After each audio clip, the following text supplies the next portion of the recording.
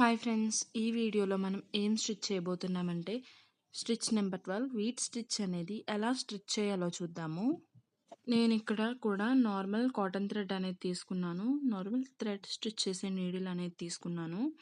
చూడండి, ఇప్పుడు వీడియోలో బాగా అబ్జర్వ్ చేయండి. ఇది కూడా లాంగ్ అండ్ షార్ట్ స్టిచ్ టైపే ఉంటుంది. చూడండి, ఫస్ట్ స్టిచ్ అనేది వేసుకుని తర్వాత అటుపక్కన స్టిచ్ అండ్ థ్రెడ్ అనేది వెనక్కి అనేది లాక్కోవాలి.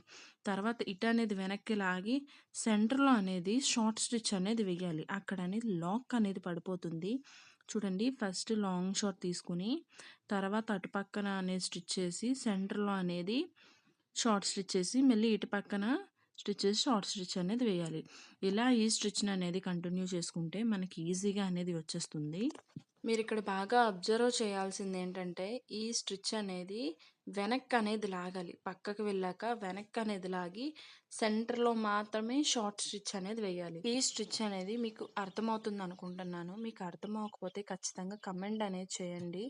లాంగ్ వీడియోలో ఇంకా డీటెయిల్గా స్లోగా స్టిచ్ చేస్తూ మనం ఎక్స్ప్లెయిన్ అనేది ఇంకా బాగా అనేది ఇస్తాను. నెక్స్ట్ వీడియోలో స్టిచ్ నెంబర్ 13 హరింగ్ బోన్ స్టిచ్ అనేది ఎలా స్టిచ్ చేయాలో చూద్దాము. ఖచ్చితంగా చూడండి. Thanks for watching.